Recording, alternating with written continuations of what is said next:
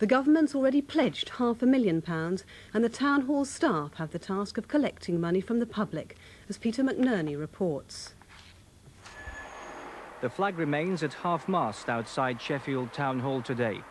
Inside, Town Hall workers are busy coordinating the national disaster appeal launched yesterday by the Lord Mayors of Sheffield, Liverpool and Nottingham.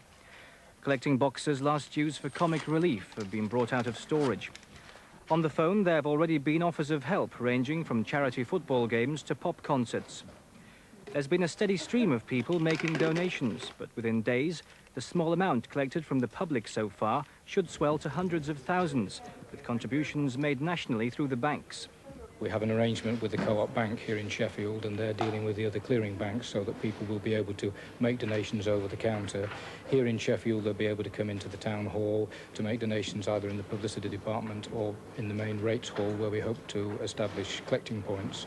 Meanwhile, cheques can be sent to the Hillsborough Disaster Appeal, care of Sheffield Town Hall. And in the foyer, a book of remembrance has been laid out, already signed by civic leaders, as a lasting tribute to those who died in Britain's worst sporting tragedy.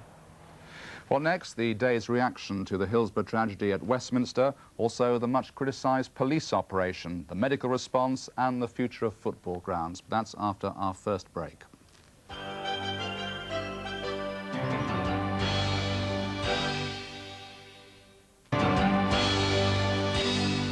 In the immediate aftermath of the Hillsborough disaster, much attention, indeed criticism, has been focused on the role of South Yorkshire Police. In particular, why was there such a large build-up of fans outside the ground at the last minute? What were the events that led to those fans being allowed into an already packed section of the terraces?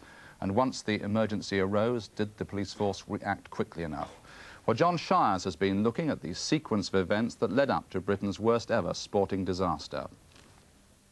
The gate was opened at police direction. I am not aware of any connection between the opening of the gate and the surge on the terrace. Despite Peter Wright's statement on Saturday night, many had already decided where the blame lay with South Yorkshire Police. And although much of the inquiry is likely to centre on why the gates were opened, other questions also need to be answered. Question 1. Why did Liverpool fans arrive at Hillsborough late, causing the crush outside the ground? Coach operators and British Rail say they got the vast majority of Liverpool supporters to the vicinity of the stadium by 2 o'clock, an hour before kick-off. Yet eyewitnesses claim that at 2:30, although the Forest End was packed, there were large spaces in the Leppings Lane end reserved for Liverpool fans, with little prospect of filling the ground before kick-off time. Some alleged that around 430 supporters arriving at 5 to 2 on a special train at Wadsley Bridge Station, about 3/4 a mile from the ground, were not allowed by police to move off until around 2:30, increasing the chances of a last-minute surge on the turnstiles.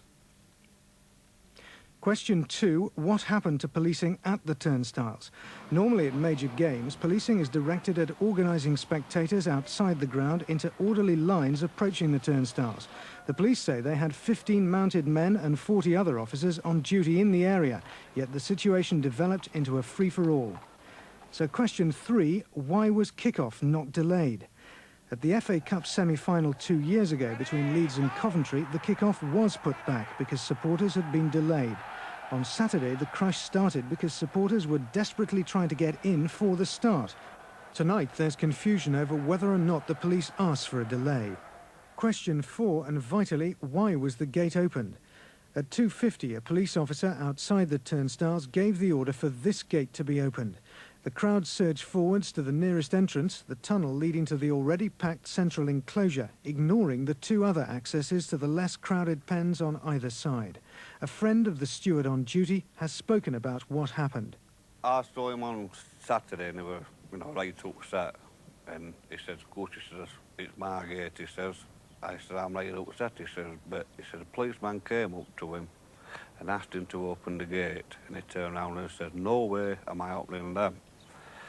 So they come back with some more, and they said, "Our inspector says you've got to open them gates," and he took the keys out of his hand and he's screaming at him, "Don't open them doors, because if you open them, you're going to have death on your hand, you know what's going to happen."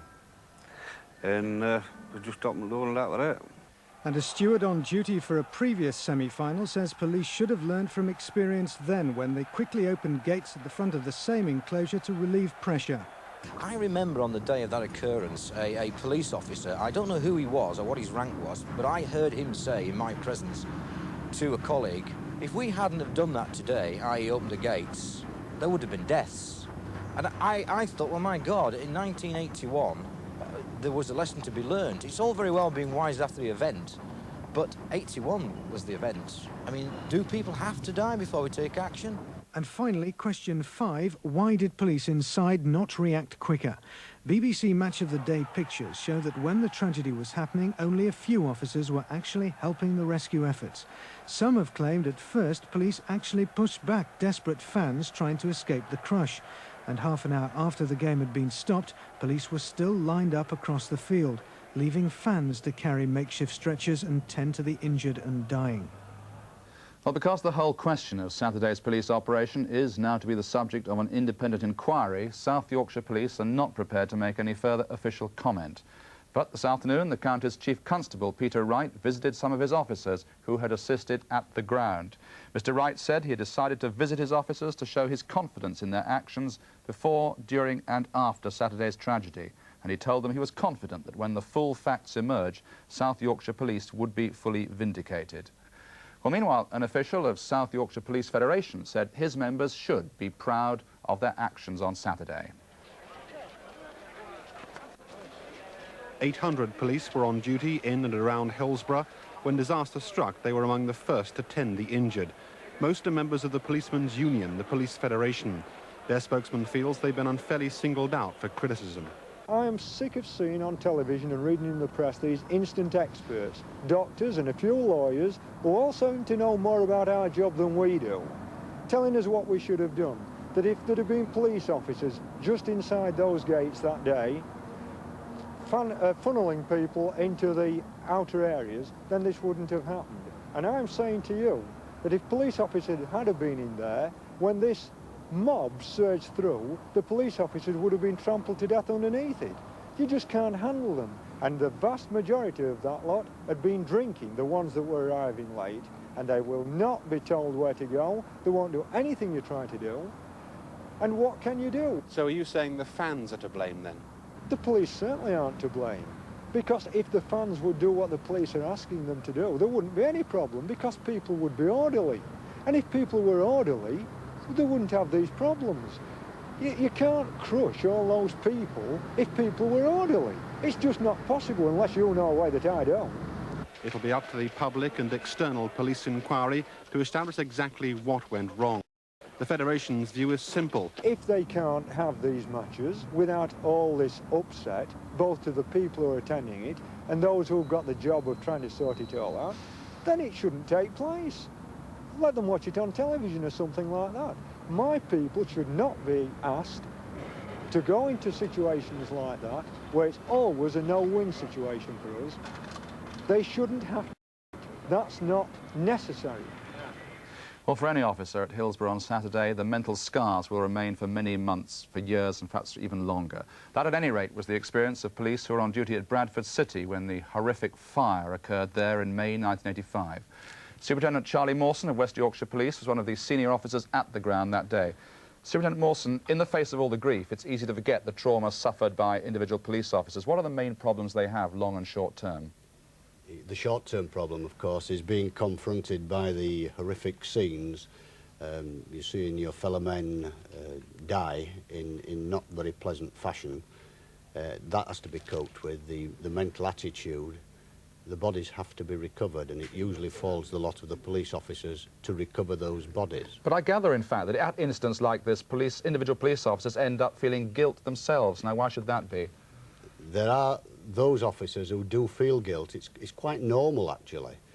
If I can quote you an instance from the Bradford fire, 4 days after the fire, when I was at the ground, we were working amongst the ashes of the stand, one of my officers, who was a paratrooper and a guardsman, suddenly sat down and started to cry. And I realised then that they were announcing over the loudspeaker system the list of the deceased from the Bradford fire. And he said, "You're burnt, and all my mates seem to have got burnt, and I'm not." But what counselling is available for them when individual police officers who do suffer this sort of trauma? In the West Yorkshire Force, we were fortunate that the Police Federation, along with the ACPO members, the Association of Chief Police Officers, rapidly realised that some counselling was required. And within days, arrangements had been made for any officer that needed counselling to obtain psychiatric counselling. We now have within the force a confidential counselling service, which any officer can refer to by his own volition, or which all officers from the rank of inspector upwards are trained to look for stress symptoms in officers. But this is the case here, would you say? I'm quite sure that there will be cases of stress. And they're going to have to be referred pretty quickly if their careers are to be secured. Yes. And their marriages and their families. Yes, and some of the officers themselves. Mr. Mawson, thank you very much indeed. Thank you. Well, there'll be many questions asked about medical provision at the ground on Saturday and much criticism of the ensuing chaos. The main questions which are raised are, was there sufficient medical provision? Was the equipment available of the right standard? And what was the response of the emergency services on the day? There were just 30 St John's Ambulance volunteers, some were as young as 12, at the ground then to deal with the disaster at the start. Ambulance and fire crews were quick to mobilise, but could such a huge disaster ever have been catered for? In the carnage that was Hillsborough, first aiders more used to cuts and grazes was suddenly the only hope for the dying. 30 St John's Ambulance Brigade volunteers were on duty at the match, twice the usual number, but they had little equipment. Hoardings had to be used as stretchers, doctors told of an oxygen bottle empty, no resuscitation equipment available. Medical provisions at the ground will now be a key question addressed by the public inquiry. There has been criticism, but a lot of the criticism without knowing the full facts. Let's listen to the inquiry and then find out on all the facts, including that. The questions are likely to be, were there sufficient facilities or trained staff available, and was there enough life-saving equipment? A point answered today by first aid chiefs. The oxygen was in the ambulance that was by the stand that was in trouble. The cylinders were in fact full. There has been some criticism that they weren't full, but they were full. They were in all the 3 ambulances that were there had oxygen. Defibrillators wouldn't normally be carried in St John ambulances because it's not first aid. We're not trained in their use. Legally, ultimate responsibility for medical cover at the ground lies with Sheffield Wednesday, who are refusing to comment until the inquiry opens. What there's little dispute about is the rapid response of the professional emergency services. 25 ambulances were on the scene within minutes. And at Sheffield's 2 hospitals, the Royal Hallamshire and the Northern General, hundreds of off-duty staff answered calls for help. There'd been exercises before, but as one administrator said, how do you prepare for a national disaster on your doorstep? Well, by coincidence, leaders of West Yorkshire's emergency services held a conference today to discuss how they should respond to a disaster. The meeting at the fire service headquarters at Birkenshaw near Bradford was planned 5 months ago, but the events of this weekend put their subject matter into sharp focus. Barbara Govan reports. Today's disaster seminar brought together not just emergency services, but all those with a role to play when disaster strikes. Social workers, emergency planners, power suppliers, counsellors, the Salvation Army. While they talked about what to do after catastrophe, their thoughts were undoubtedly with their counterparts in neighbouring South Yorkshire, whose skills have been put to the test by Hillsborough. The absence of medical equipment at the soccer ground has been criticised, but even the ambulance service in West Yorkshire has had to launch a charity appeal to buy the kind of equipment that could have saved lives on Saturday. Defibrillators can jump-start a heart with an electric shock, but they can only be used by well-trained operators. That's fine, having medical equipment on hand, so long as you've got the people there that know how to use that equipment and are competent to use it. You would need paramedics, or you'd need medical staff there to be able to use those. Another speaker was just back from Sheffield. West Yorkshire Police had lent their crisis computer, developed after the Bradford fire, to speed identification of victims. It's a very emotive and stressful situation for people who are worried that perhaps their relatives are involved in that disaster. If we can reassure them as quickly as practicable by using computers that they are safe and well, hopefully, which is in the majority of cases, then of course it's achieved its aim. Delegates updated their speeches with Hillsborough now at the top of the national catalogue of disasters. They agreed you can't predict how or where it will happen, but with Hillsborough on everyone's minds, there was a sense of urgency to make sure West Yorkshire will be ready if disaster strikes here. Well, with me now are Jim Wardrope, who's the consultant in charge of accident and emergency departments at the Northern General Hospital in Sheffield, where many of the Hillsborough victims were treated, and John Berry, Assistant Director of the Red Cross in South Yorkshire. John Berry, let's just go back to 3 o'clock on Saturday afternoon. I take it that your members were not actually at the time on duty in Hillsborough. That's right. Our members were about their normal daytime activities at home. And they're not normally required at such occasions? That's right. In South Yorkshire, the St John's Ambulance Brigade actually provide the cover on this site. So your members were what? They reacted to the call and then they arrived? That's correct. There was a radio broadcast asking for first aid and medical personnel to attend the scene.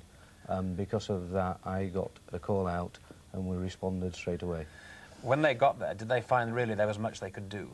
Certainly the individual first aiders who responded and went direct to the scene played a role on terms of basic first aid and were very actively involved. By the time we managed to mobilise our ambulance team, most of the casualties have been evacuated. Couldn't we at this point perhaps say, isn't it a marvellous job was done by the St John's Ambulance Brigade? Certainly, I've no question about that. I saw the team when they came away from the ground and they'd obviously been working very, very hard under extremely difficult conditions. What would they normally expect to have done? The odd fainting fit or perhaps sadly a heart attack, but just individual cases of people feeling unwell? That would be the norm for that kind of event. When I'm planning for a major first aid event on a duty like that, I do consider that 0.5% of the crowd attendance may give us a problem. The vast majority of that 0.5% will be very, very minor. So with 53,000 people on the ground, happens every year, big semi-final Hillsborough, you didn't think there was anything out of the normal, you think possibly a sufficient cover? I would assume that whoever was planning the job would have sorted it, yeah. Well, Jim Wardrope, the hospital operation has been much praised. Did, from your point of view, everything go as you had planned in such an emergency? Yes, I mean, one can only plan so far, but the plan went exceedingly well, and I'm proud to be part of that team. It has been said there weren't enough respirators. Is that the case? Well, initially there weren't. It's very seldom you have to ventilate in a very sudden space of time for 18 patients, as we had to do. The ventilators were quickly found from theatres and other areas of the hospital. But in the meantime, the job can be done just using a hand machine. And what about the flow of ambulances? Were you happy with the way that the casualties actually got to the hospital in time? They arrived exceedingly quickly.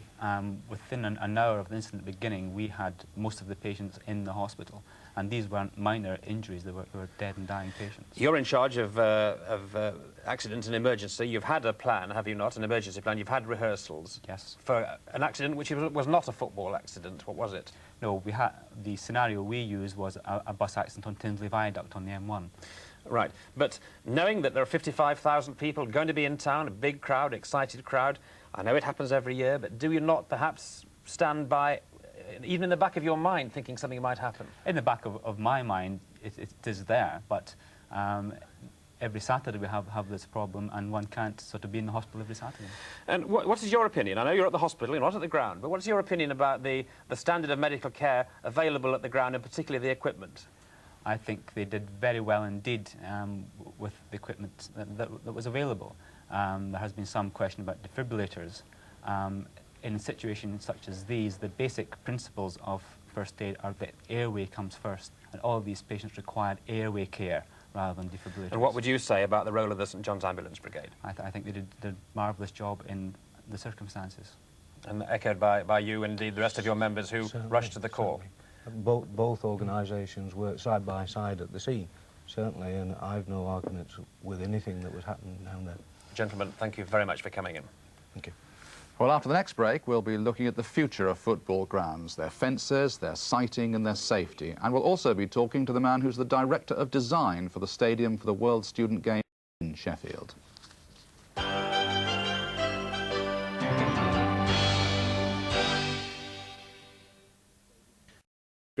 And Judith Stamper.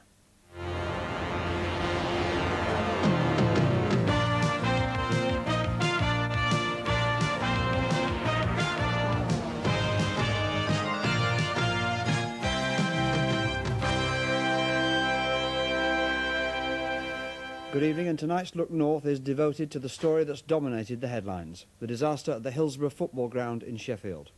The death toll stands at 94, and a further 41 are still in hospital. Today, the injured have been visited by the Prince and Princess of Wales, and also the Liverpool football team. Later in the programme, we'll be analysing how the tragedy happened, gathering political reaction to it, and reporting on the atmosphere in Sheffield. But first, the visit late this afternoon by the Prince and Princess of Wales.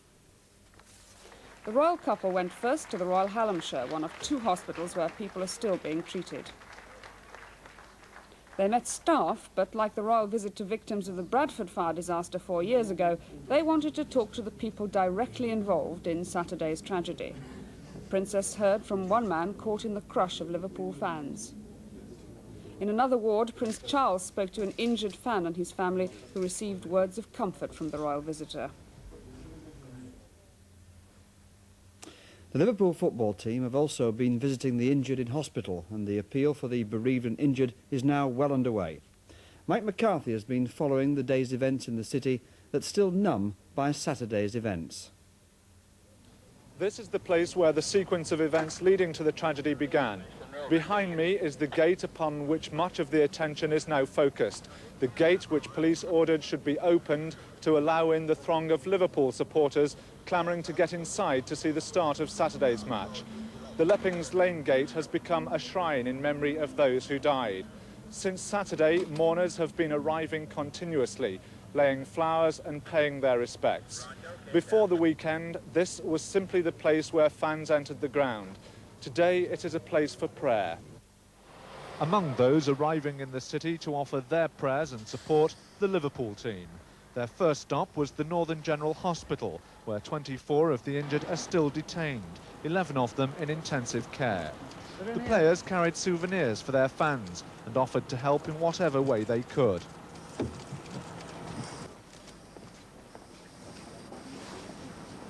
It's early days yet, but I'm sure that things will be organised, and we're going to go around and meet all the families and see what can be done. But as you know, that is the main priority, the families of the bereaved and the injured. So that's all we can do, try and help them.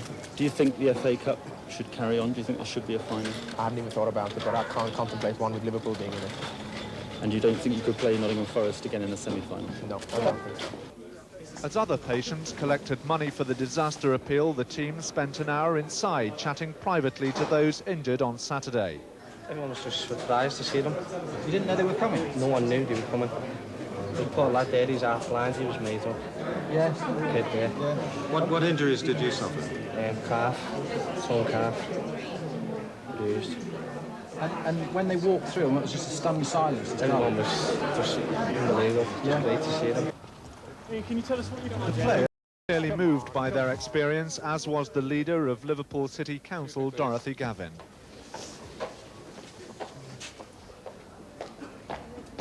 The hospital management took the opportunity to thank all those who'd offered help. We had as much volunteers and help from people as we needed, everything from members of the staff to taxi drivers, people who were willing to put people up during the night. It was admirable. We were overwhelmed with the generosity of the people at large. Throughout the day, hundreds of people have been arriving at the town hall with donations for the appeal fund.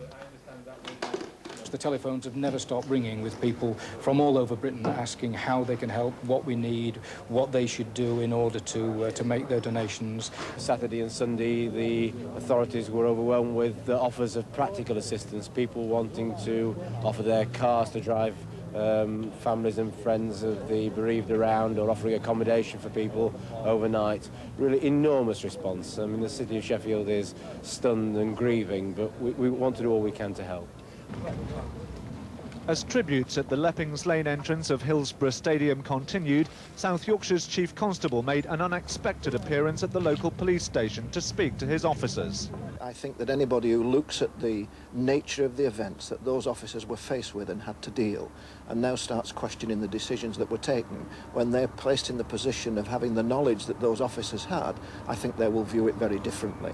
I have called an inquiry not because I feel that it is necessary, but I don't want questions being asked about the South Yorkshire Police conducting their own inquiries. I have every confidence that the inquiry will vindicate the South Yorkshire Police, and that's why I don't want any questions about the propriety of it. I'd rather it was done by another force so that their objectivity can be seen in the report.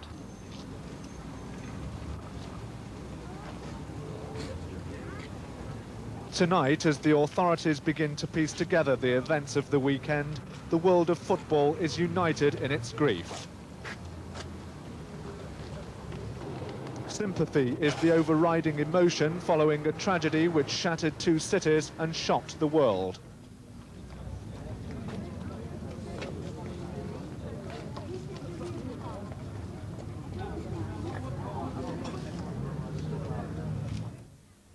And there was a sombre atmosphere in the Commons this afternoon as Home Secretary Douglas Hurd spoke of the disaster. He said the government would push ahead with its plans to introduce identity cards for all spectators. There could also be proposals to make all major football grounds seating-only stadia. He said Lord Justice Taylor, an appeal court judge, will head the wide-ranging inquiry into the tragedy. He'll make recommendations about crowd control and safety. It's expected he'll visit the ground tomorrow. From the Commons, our Westminster correspondent, John Turnbull, now reports on the Home Secretary's statement. It's been a sombre afternoon at Westminster. MPs packed into the chamber to hear Mr Hurd talk of what he called this incredible tragedy and pay tribute to the many acts of courage. They murmured approval when he said that Lord Justice Taylor would be visiting Sheffield tomorrow to begin his wide-ranging investigation. But there were cries of protest when he said that the government would go ahead with its controversial national football membership scheme. The government believes that the future of football in this country lies in a national membership scheme in designated grounds. And now it seems also in providing all-seated accommodation at major football clubs. This would involve the disappearance of terraces at those grounds. I'm in favour of an all-seating policy, but it'll take some time. It can't be done overnight, it can't be done for next season. It has to come in gradually. What I want to see while it's brought in are those measures of safety implemented that can be implemented now. What the government's doing is failing to operate on the immediate area, and I fear risking things being a great deal worse by introducing its membership card scheme. One of the most moving moments came when David Blunkett, whose constituency includes Hillsborough, spoke against the attitude which classifies all football supporters as hooligans. Would he accept that it would be possible for us to take a fresh look at how we treat football spectators? That behaviour of a few has led to a concentration on actions and attitudes which treat fans as hooligans or potential hooligans rather than as human beings. Other Sheffield MPs called for perimeter fences to be pulled down immediately. Well, obviously we welcome the inquiry, but I think there are a number of steps which he could have taken immediately. For example, when I discussed with the engineers at Hillsborough about the question of perimeter fencing, one of them expressed the concern that this was an accident waiting to happen. But Irvin Patnick, Conservative MP for Hallam, called for action on alcohol abuse. Somebody's going to have to think that either pubs are closed within a radius of the ground, something like a breathalyzer will have to take place with people. In other words, they're fit to watch a football match. Well, joining me now from London is Sir Oliver Popplewell, the High Court judge who chaired the inquiry into the fire at the Bradford City Ground, in which 56 people died. His recommendations then went a long way to improving safety at sports grounds. Good evening to you, Mr. Justice Popplewell. Now, after I think we've had 4 main tragedies at sporting grounds, football grounds, we've had public inquiries, we've had recommendations, including your own, we've had acts of parliament. Why indeed get another tragedy, in your expert opinion, on a football terrace? Well, I think after a tragedy of this sort, it's natural for people to want an answer and a simple solution to the complex problem of crowd control at a football match. It is a complex problem. It'll need to be looked at in great detail by the inquiry that's going to take place so that the facts can be ascertained and then the mind quietly brought to bear on the problems which may be resolved. That's crowd control, and that we will have to wait for the public Yes. inquiry to ascertain. But what about the stadium itself? For example, the perimeter fencing, should that go now, do you think? Well, again, that's a cry that's come from a lot of people. I think instant answers like that are dangerous. We recommended perimeter fencing should continue because they'd been in existence before Bradford. We recognised, of course, in the light of the fire, that if there had been perimeter fencing at Bradford without proper exits, there would have been an even greater disaster. Our recommendation was that there was nothing wrong with perimeter fencing, provided there was sufficient access, sufficient exits for people within the perimeter fence to be able to get out in an emergency. But there wasn't in this case. Well, that I can't speak about because I don't really know. Well, there seemed to be only one small gate. Well, it's a matter, really, that's for the people who license the ground. They have to issue a certificate, the licensing authority, and no doubt when they issue the licence, that's a matter they look at very carefully. Now, what about an all-seating stadium? That might have helped, might it not, on Saturday? Well, that's, again, another instant solution that's been proposed. Again, I think that needs to be looked at with great care and in depth. Certainly when Coventry tried it some years ago as a cure for hooligans, what they found was that the fans there simply broke up the plastic seats and used them as weapons with which to beat the visiting supporters. But isn't this part of the problem, that what we've been doing is looking at prevention of hooliganism instead of looking at safety standards, perhaps? Well, I think you've got to look at them together. We certainly did at Bradford, because we had both the fire problem at Bradford, which was safety, and the hooligan problem at Birmingham, which was hooliganism. They go hand in hand, and if you recommend one, you've got to look at it in relation to one problem. You've got to look at it in relation to the other. They do go hand in hand, and the perimeter fencing has got to be looked at both in terms of hooliganism and in terms of safety. Mr. Justice Popperwell, thank you for joining us tonight. Thank you very much indeed. In the end, only time will help ease the feelings of the people of Sheffield and Liverpool. Both cities are in shock and will be for some time. Ken Cooper was in Sheffield yesterday to assess feelings in the city. The morning after, the people of Sheffield woke up to the realisation that the city, which had played host to so many semi-finals, had just played host to a disaster. It was their city, but not their dead, and that took some getting used to. It was those whom the disaster had touched personally who brought their little tributes. They came from Liverpool, from Nottingham, and most of all from Sheffield, hosts mourning guests. Numbness is a word overused in these circumstances, but at Hillsborough yesterday there was no other word for it.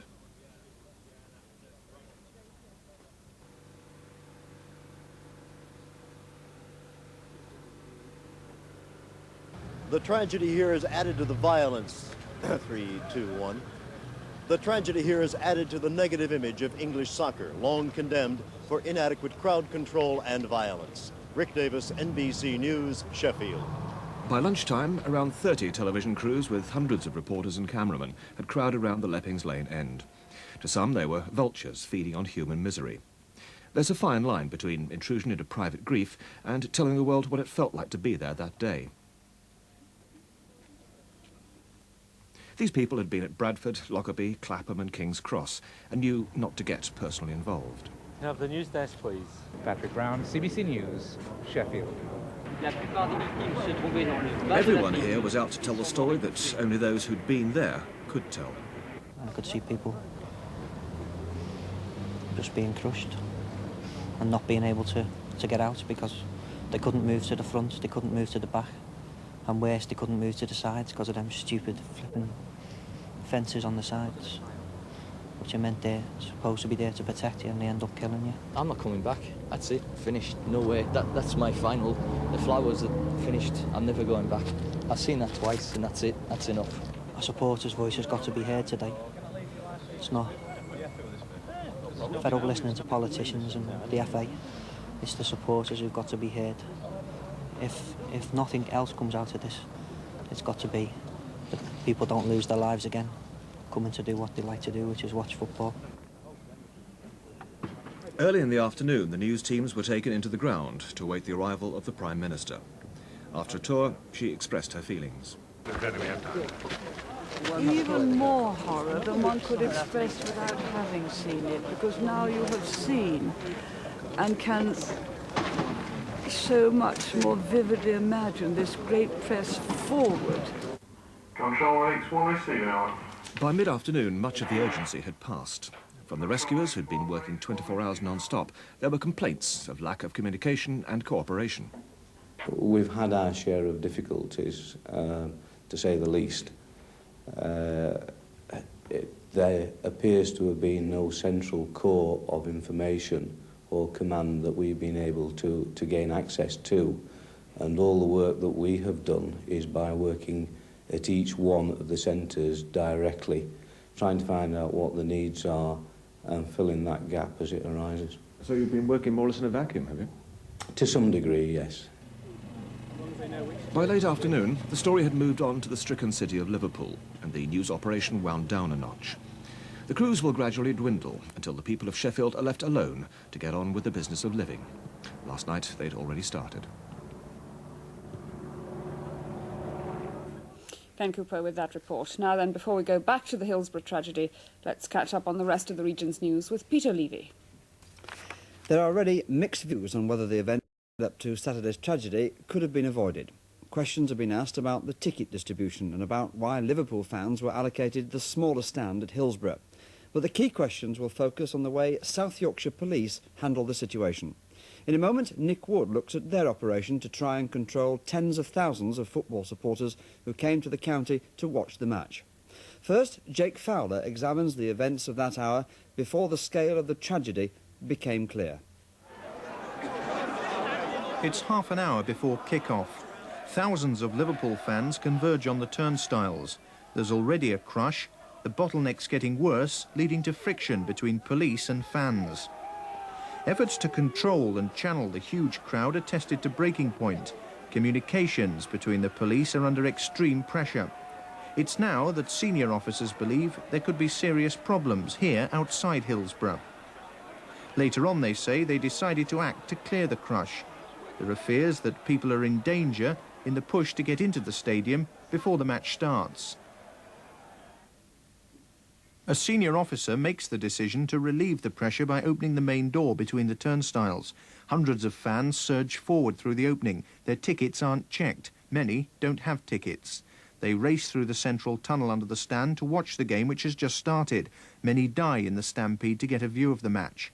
The swelling crowd is concentrated in the middle and doesn't spread evenly to the edges of the enclosure. The pressure on spectators at the front is now unbearable. As yet, few people in the ground have fully realised what's happening as the battle to save lives gets underway an hour after the first signs that there was great danger at Hillsborough. So Saturday's events at Hillsborough will be the subject of intense scrutiny in the weeks to come. Nick Wood now analyses the issues raised by the Hillsborough disaster. But there's no question now that the problem was caused by non-ticket holders forcing their way through a broken gate at the Leppings Lane end of this ground. And the FA Cup semi-final has been suspended in the most serious fashion. Very soon after the Hillsborough tragedy occurred, the reasons for the terrible crush, which in turn resulted in so many deaths, became clear. In fact, the gate in question hadn't been broken at all. A senior police officer had taken the decision to open it because of fears about the safety of fans outside the ground. It's also been alleged that opening gates to relieve congestion at big games has occurred before at Hillsborough and other British football grounds, despite the fact that this has often resulted in non-ticket holders getting access to the ground. South Yorkshire Police have long experience of dealing with large crowds in tense situations. The miners' strike put the force under considerable pressure. They've also had to deal with previous all-ticket FA Cup semi-finals. The Leeds-Coventry game in 1987 involved over 1,000 officers who were carefully briefed on tactics prior to the match. Fans are stopped and searched on their way to games, and non-ticket holders turned away. In addition, there are extensive surveillance facilities both outside and inside the Hillsborough ground, which should give both the police and club officials a clear view of any trouble spots, including congestion at turnstiles. Hillsborough, like many other British stadiums, has also had safety work completed on terraces following the Bradford City disaster. The inquiry into the tragedy is likely to examine several issues. Anyone who regularly uses the Leppings Lane End knows it to be a notorious bottleneck, even at games which aren't all-ticket sellouts. Was it right, therefore, to herd the predictably large Liverpool following through this area? Was the decision to open the gate, seen here still closed, the right one in the circumstances? And perhaps most important, was there any communication with officers inside the ground to say that that gate would be opened, allowing stewards and police to shepherd fans to areas of the stand which stood virtually empty, while a few yards away people were being crushed to death? One BBC journalist who stood in one of those areas as a spectator said it didn't appear to happen. Clearly people who couldn't get to where they should have been trying to get into the ground were just told by the police to get the hell into the ground. And of course, if people then had the sense, or there'd been somebody inside the ground to say, well, now don't you all go into the central section, for heaven's sake, go and fill those wings, there's ample space for people on either side. No, it wouldn't have happened. The next major decision which is under scrutiny is that of allocating Liverpool the Leppings Lane End rather than the larger cop within Hillsborough. The police say it was for geographical reasons, due to the direction in which rival fans will be travelling. Some experts, though, doubt the wisdom of that move. I think the arrangements from within the city and the traffic flow, it could quite easily have been arranged so that Forest could have used the Leppings Lane and Liverpool the Cop. The policy of placing barriers at the front of stands has also been brought into question. They were put there to prevent pitch invasions. One of the game's best-loved characters who witnessed Saturday's disaster says those who prompted their installation are partly to blame. But if it wasn't for these idiots and these lunatics that carry knives to games and carry clubs and claws that want to go and maim other people, then we wouldn't need them fences. It's them that are to blame. It's them lunatics that have caused all the problems in the years gone by, that have gone and scratched and fought and battered and killed. The debate on identity cards has been fuelled by the disaster. Some say it could have prevented deaths at Hillsborough. Others, like Leeds United's director and former chairman, say it could have made matters worse. Although the pundits say that the scheme will enable fans to go through quickly through the turnstiles, I think in practice this won't happen. And I understand this was the beginning of the trouble at Sheffield on Saturday, with fans crushing outside the barriers. One general factor that will be examined by the inquiry is the way the police handled the entire situation before, during and after the tragedy. Some independent witnesses have described the police operation as chaotic. On one thing, though, everyone is united. It was said after the Heysel Stadium disaster, and it's been said again after Hillsborough. It is a tragedy that has happened. We cannot go back a day and say, right, we wiped the slate clean, it hasn't happened. We've got to look at it now. The FA have got to hold an inquiry, the government have got to hold an inquiry and say, look, what goes on from here? We don't want another tragedy like that. That's a report from Nick Wood. Finally tonight, we return to Hillsborough, the scene of the tragedy, and our South Yorkshire correspondent Mike McCarthy. He's been covering the story since Saturday and joins us with his own personal reflections on the disaster. Mike. Well, I think the first thing that struck me walking into the stadium on Saturday was that it was almost like walking onto an epic film set, although in this case, tragically, the scenes were for real. Then the noise struck me. It was very, very loud, shouting, screaming, crying, appalling scenes of desperation, people wandering about looking for friends and relatives who, for all I know, they may never have seen again. After the shock, there was the anger directed, sadly, sometimes towards the media, then towards FA officials and then towards the police. It's for the public inquiry now to decide how much of that anger was justified. Those thoughts from Mike McCarthy bring to an end this special edition of Look North. We've tried to express the grief felt in Sheffield and throughout the region over the terrible events at the Hillsborough Stadium. From Harry and me, a very good night to you.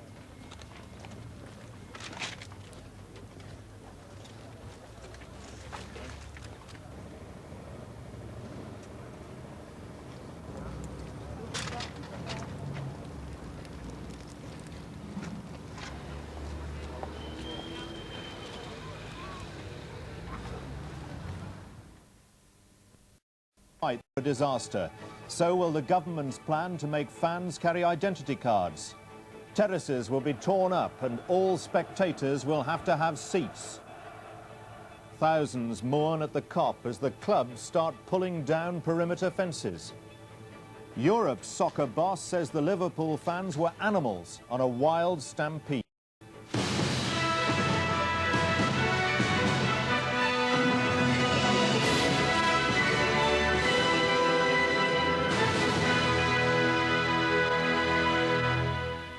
Good evening. In the last hour, the Football Association has said this year's cup final will go ahead despite the Hillsborough disaster. The Liverpool-Nottingham Forest semi-final will be played at Old Trafford in Manchester on Sunday, May the 7th, if Liverpool agree. If they don't, Nottingham Forest will go through to the final. Earlier, the government made it clear it would press ahead with the football identity card scheme. The Home Secretary rejected emotional appeals from MPs who said it would create the kind of crowd problems that led to the disaster on Saturday. He said terraces at major grounds where fans have stood for generations will now be torn up and replaced by rows of seats. After the carnage of Hillsborough, it's been a desperately difficult dilemma for the Football Association, whether to scrap the competition this year altogether out of respect for the dead, or to carry on in the belief that that is what they would really have wanted. Within the past hour, the FA have announced that the Forest-Liverpool semi-final will be held at Old Trafford in Manchester, a ground with a large capacity and much experience in dealing with major games and huge crowds. The semi-final will be played on Sunday, May the 7th, and covered live by BBC Television. There'll be no replay. If the match is a draw, there'll be extra time, and then penalties if still no result. In the final itself at Wembley, the two clubs involved will be given a much larger seat allocation than usual, at least 35,000 each. It will, say the FA, be a fitting memorial to those who died on Saturday. We accept, of course, as I've said on a number of occasions today, that who wins the FA Cup, who cares who wins the FA Cup? I'm sure the clubs don't. I'm sure nobody does. But nevertheless, we should go on. We should ask the players. We know it'll be difficult for them. I can't put myself in the place of a player because I'm not a player, so I have to respect what they say to me. And tonight, the FA made it clear they hope the gate receipts will go to the bereaved. I think it's important there, Graham, that we should say that we would hope that football would not benefit from the proceeds of any of the matches that are going to take place. The Home Secretary, Douglas Hurd, said the official inquiry into the Hillsborough disaster would be headed by Lord Justice Taylor, who would start work tomorrow. He said it had been a devastating tragedy and it must not be allowed to happen again. The scenes at Hillsborough deeply affected every MP who spoke in the Commons this afternoon. Some had constituents who had been killed or injured. Many more knew the ground well and were bitter and angry about what happened. The government announced that they wanted to move towards all-seat stadiums for major events in the future. But on the compulsory membership scheme, there would only be a short delay in its passage through Parliament. The government believes that the future of football in this country lies in a national membership scheme in designated grounds. And now it seems also in providing all-seated accommodation at major football clubs. The membership scheme involving ID cards was due to be debated by MPs next month. Now there's to be a fortnight's delay for further consultations. But Labour MPs argued passionately that the membership scheme should be shelved. I just want us to have a look at the whole situation again and again, so that it doesn't happen where the interests of the spectators are put before the interests of everybody else. They've got to be treated as civilised human beings and not as enemies of society. Labour MPs such as Roy Hattersley, seen here last year at Hillsborough, feel strongly that football and its problems are far better understood by them than by the government. Many Labour MPs are proud of their association with particular clubs and consider themselves experts when they argue against the membership scheme. By going ahead with a football membership scheme, it is making more likely a reoccurrence of Saturday's tragedy, because the membership cards will congregate fans outside turnstiles just before the game starts. That's how the trouble began on Saturday, and we're all terrified that the scheme might make it happen again. Many backbench Tory MPs are worried about the decision to press on with this bill. They're concerned that the government may seem to be uncaring in the face of this disaster. But tonight, ministers are adamant that the bill is designed to prevent hooliganism on the terraces, and they believe that the arguments in favour of the membership scheme have not been altered by the Hillsborough tragedy. Liverpool Football Club says it wants the security fences at Anfield to be taken down before the team plays its next home match. Derby County and Spurs are removing their fences tomorrow, and several other clubs want to do the same. Liverpool are seeking to pull their fences down, potentially lethal, though today covered with tributes. And the Anfield Field of Flowers is growing. The ground has today seemed to thousands of people the natural place to come. Many made straight for their particular favourite spot on the Kop. And the whole ground has been a quiet and intimate place to mourn. The city's resources are being mobilised in order to help people come to terms with what has happened, and help of all kinds has been promised. Several hundred social workers from all the local authorities on Merseyside are coordinating their efforts in Liverpool. There's already a 24-hour helpline. In schools, assemblies were held in the knowledge that children were missing. There were prayers for their families and practical support from the city. We're making guarantees, funeral arrangements will be paid for, cost of transportation will be paid for. Nobody need have money as a worry at the time. We're also arranging for every individual to be seen collectively by those skilled in grief counselling work. Liverpool taxi drivers have offered to ferry relatives to Sheffield. A family of 5 was taken by Billy Wilson.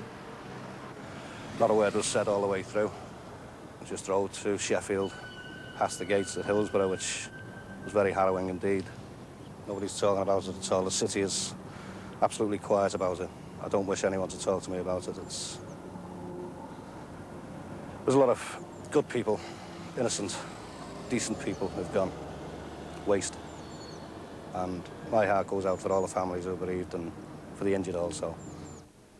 Tonight, thousands are still at the stadium as the city of Liverpool begins its official week of mourning.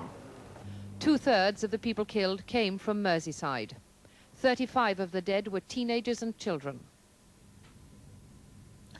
41 of those injured at Hillsborough are still being treated at hospitals in Sheffield.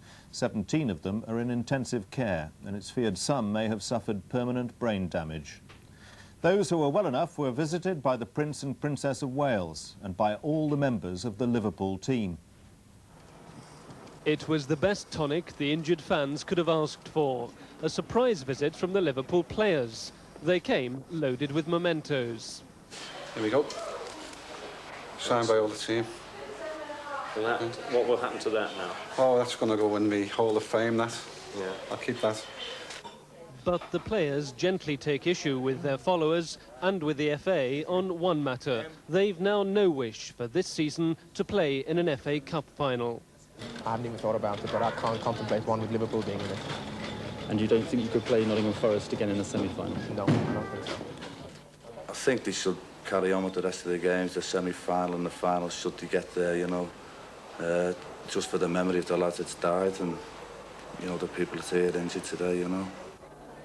When the Prince and Princess of Wales called later at the 2 hospitals, they met and thanked the nursing staff who treated the many victims of Hillsborough. On the wards, they talked to the injured and their families, heard descriptions of the desperate crush on the terraces, the struggle to breathe. Prince Charles, who's seen so many victims of tragedies in Britain this past year, found new words of sympathy. And the Princess of Wales met the youngest of the injured, Ian Clark. He's hoping to be allowed home to Liverpool tomorrow, and he says he'll be at the rearranged Cup semi-final, fit to cheer on his team. The president of UEFA, the European Football Union, has accused Liverpool football fans of behaving like animals.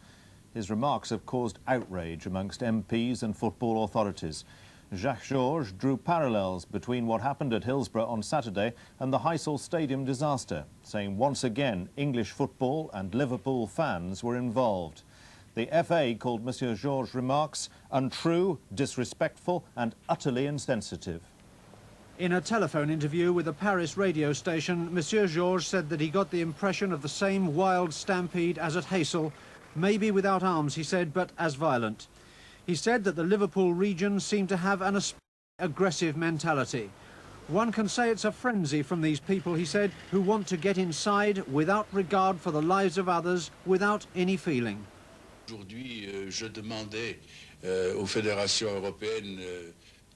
If today I asked the European federations if they still agreed, I think it would be a unanimous no.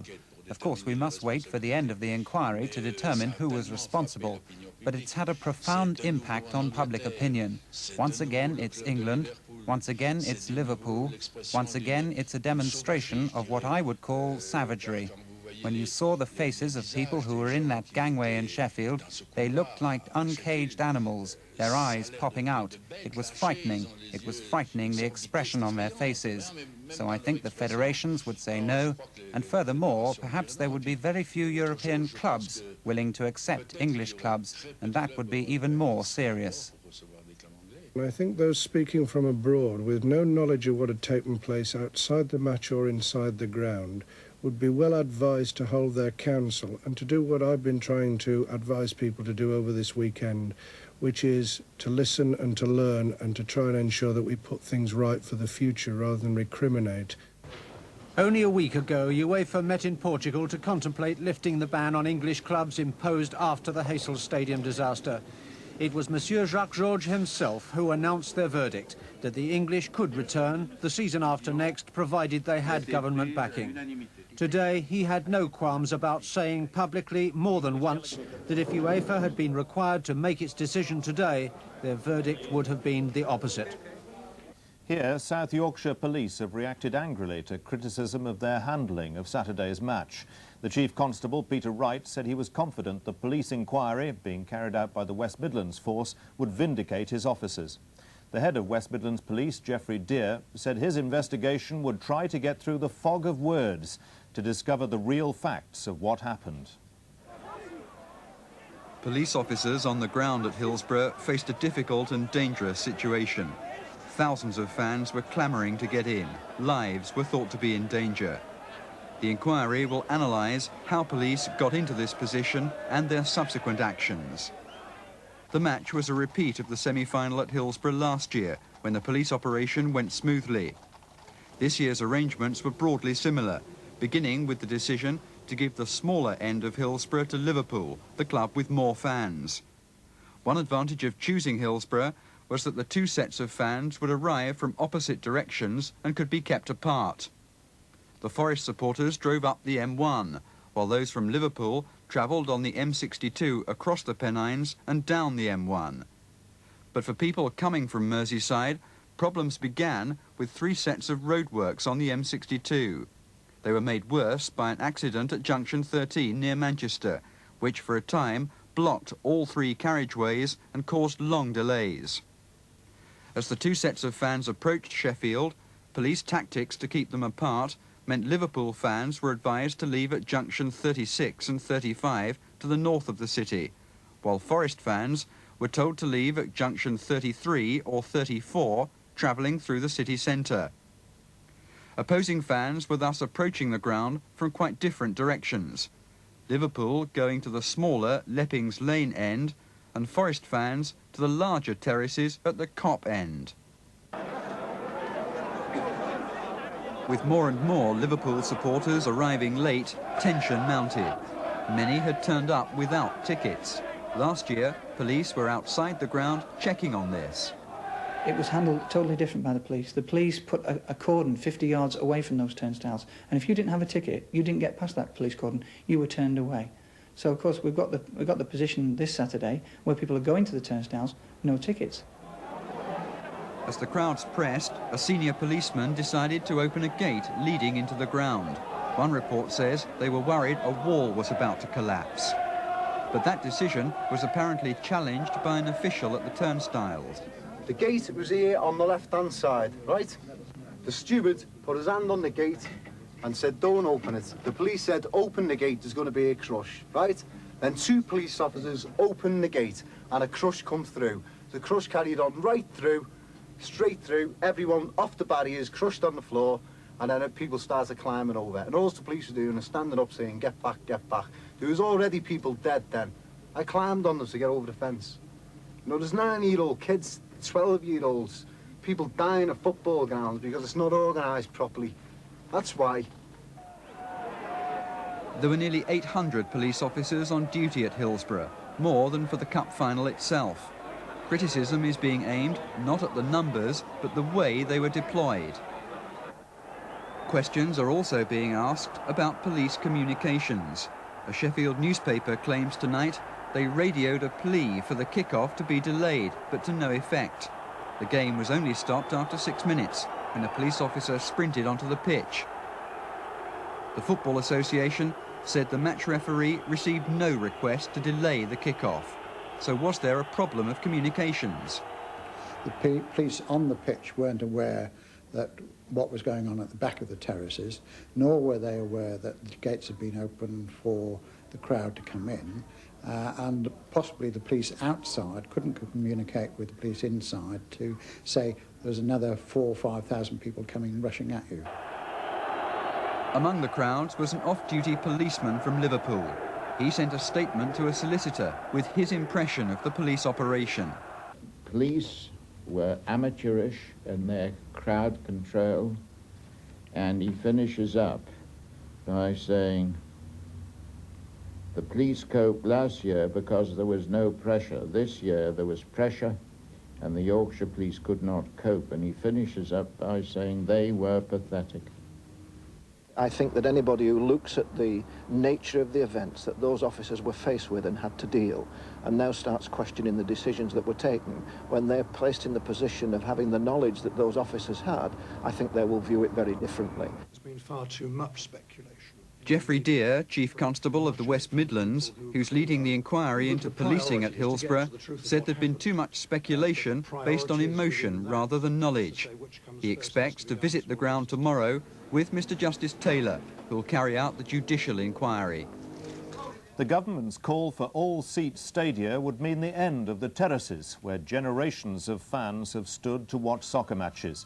And FIFA, the world governing body of soccer, says seating is likely to be compulsory at all major matches. But seats cost money and aren't popular with some fans. It looks tonight as if the sights and sounds of crowded football terraces, which for decades have created an atmosphere special to the British game, may soon be a thing of the past. How quickly big clubs will follow the example of Aberdeen and move to all-seat stadiums remains to be seen. Coventry did just that, and then pulled some of the seating out when, according to their supporters, the experiment failed. Attendance has dropped both in the supporters club and on the terraces, of course, to such an extent that they had to replace most of that, take the seating out and replace it with what it was before. Manchester United's Old Trafford is the ground where Saturday's abandoned semi-final will be restaged. The present manager there, former Aberdeen boss Alex Ferguson, says making the ground there permanently seats only would be very expensive. Oh yeah, you're talking millions. You talk maybe for a stadium like Manchester United, you know, if you talk about Stretford end alone, you know, there's 17,000 people can go in the Stretford end, and then you've got to do the single seating in there, you're talking a lot of money. And there's likely to be customer resistance, as Sir Oliver Popplewell discovered when carrying out his official inquiry into crowd control and safety 3 years ago. Football fans are idiosyncratic. They like to stand. We went to Fulham during the course of my inquiry. There were about 4,000 people there. 3,900 stood with us on the terraces in the rain, and 100 sat. Now, the difference in price was minimal, and the fans like to go to a stand.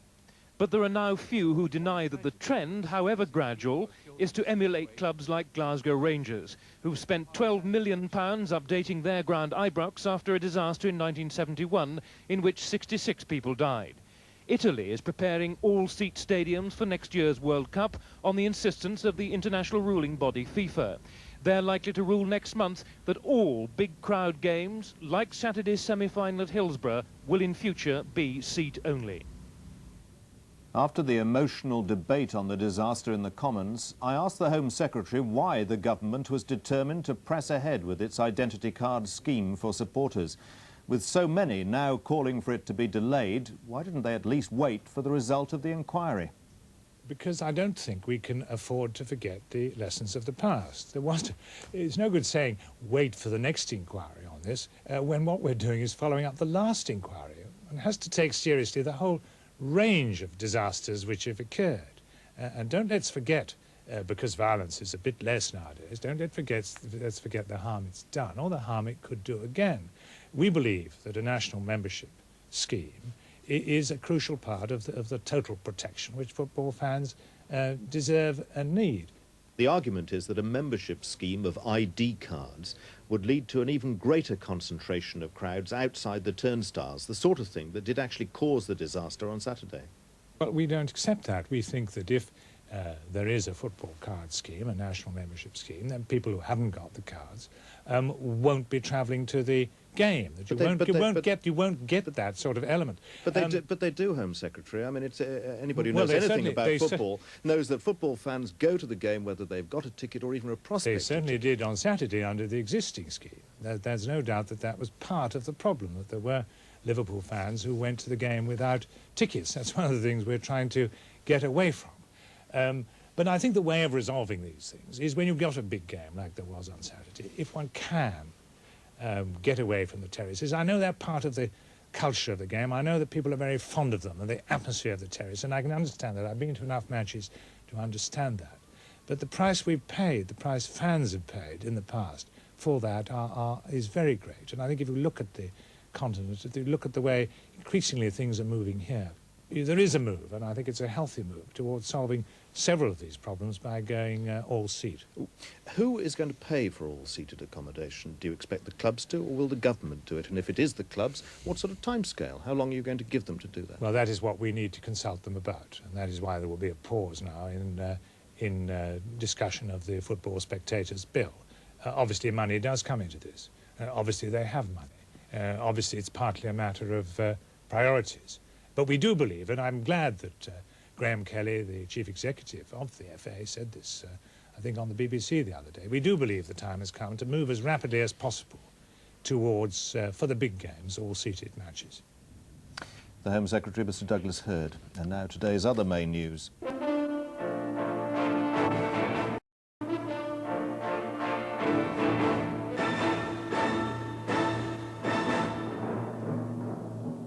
The FA Cup goes on. Liverpool and Forest replay next month. No more if the government wants all-seater grounds. Anger in Liverpool as a French official talks of English beasts. A German expert is killed as a radio bomb explodes. And Beirut is near collapse after the worst shelling of the war. Good evening. This year's FA Cup will go ahead despite Saturday's tragedy at Hillsborough. The Football Association said tonight they want Liverpool and Nottingham Forest to replay their semi-final on May the 7th at Old Trafford, with the final on its original date of May the 20th. Some of the proceeds are expected to go to one of the disaster funds. The FA said the Wembley final would be a fitting tribute to those who died. The goalmouth at Anfield became a shrine today. As the city grieved, debate over the future of this year's FA Cup competition continued. Debate also underway in London, where the FA itself faced an agonising decision. Tonight, after several hours of talks, its leaders decided the Cup should go ahead. The plan is for the semi-final to be restaged here at Manchester's Old Trafford. It's considered to be one of the safest and best policed grounds in the country, but further checks will be carried out. The Wembley final will become a memorial game, with representatives from football organisations worldwide invited to attend. The FA's chief executive said who won the Cup was now almost irrelevant. Who cares who wins the FA Cup? I'm sure the clubs don't. I'm sure nobody does. But nevertheless, we should go on. We should ask the players. We know it'll be difficult for them. I can't put myself in the place of a player because I'm not a player, so I have to respect what they say to me. But we have to ask them to carry on with the competition, to go on and do what they can to recognise that people gave their lives for football. But questions do remain. Some Liverpool players still feel the cup should be called off. Their board meets tomorrow morning. Tonight, Nottingham Forest's chairman said his club would not pull out. Expressed. As regards Forest pulling out, there is no way that Nottingham Forest will pull out of the FA Cup. We shall be guided by the FA. If Liverpool take a decision and the FA say that we're to appear in a Wembley Cup final, I can assure you we shall appear. And there's the question of the cash. TV coverage of the final alone is worth £1 million. The FA say football won't profit from either event. Robert Hall, ITN, Central London. The Home Secretary, Mr. Hurd, said tonight that legislation is being considered to force major clubs to have all-seater grounds. And he insisted the government will press ahead with its football membership card scheme. In the Commons, he announced that Mr. Justice Taylor will head the judicial inquiry into the tragedy. Douglas Hurd left the Home Office for the Commons with, he hoped, a simple message, that a full inquiry into the Hillsborough tragedy would help find what he called a better way for British football. But word had already leaked out that an earlier meeting of ministers with Mrs. Thatcher at number 10 had agreed that football's better way should still include the identity card scheme, and MPs didn't like that. The government believes that the future of football in this country lies in a national membership scheme in designated grounds. And now it seems also in providing all-seated accommodation at major football clubs. The angry muttering came from Labour members certain that the scheme will cause just the sort of crowd build-up outside grounds that led to Saturday's tragedy. But many Tories, until now ardent supporters of the scheme, have also gone lukewarm on it. It does seem to me to be totally insensitive for us, and I'm a great supporter of the bill, to go ahead with the scheme until we know the full results of what actually went wrong at Sheffield. Out there are a lot of people who are football supporters, spectators, who've got sons and daughters who go to football matches. I hardly think that they were reassured about next week or the week after from what was said in Parliament today. Completion of the ID card bill in the Lords will be delayed a bit, Mr. Hurd said, for reasons of seamliness. He also hinted that it won't arrive in the Commons until the government has added on something about all-seater stadiums.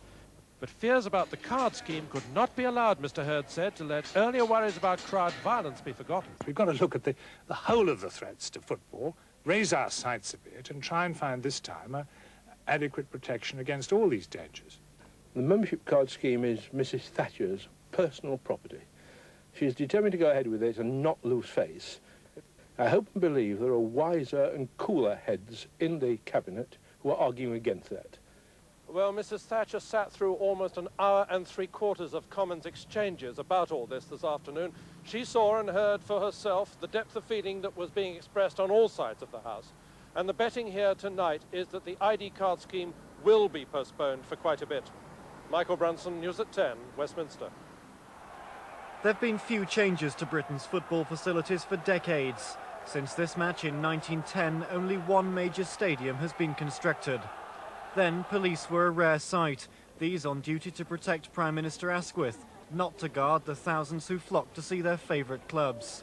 Many believe the problems associated with modern-day soccer are a result of lack of investment. In many cases, our grounds are in the same state as they were when people had outside loos. Our grounds haven't changed, people's homes have changed, and we do put vast numbers of spectators into very primitive and humiliating conditions. It was the rioting of the early 80s that eventually forced football to change. The traditional family image replaced by huge steel fences to keep the hooligans off the pitch. Of the 20 clubs now in Division 1, 16 have some sort of fence. That leaves just 4, Arsenal, Queen's Park Rangers, Luton and West Ham, which do not cage in their supporters. But the fences will now come down at several clubs. Both Spurs and Derby County have joined Liverpool in deciding to tear the barriers down. What has happened in football up to now is that measures have been taken which were anti-hooligan, and also separate measures were taken relating to safety. I think the time has come now where both of these problems must be faced together. But improved safety isn't just about fencing. By next year's Cup final, these Wembley terraces will be seated, creating England's first all-seater stadium. Replacing terraces with seats prevents the sort of surge forward that proved so fatal at Sheffield. The cost of providing seats for all spectators would vary. Hillsborough holds just over 54,000. Conversion to all seated would reduce that to under 37,000. It would cost over £500,000. At Anfield, present capacity is about 45,000. All seated, that falls to about 32,000.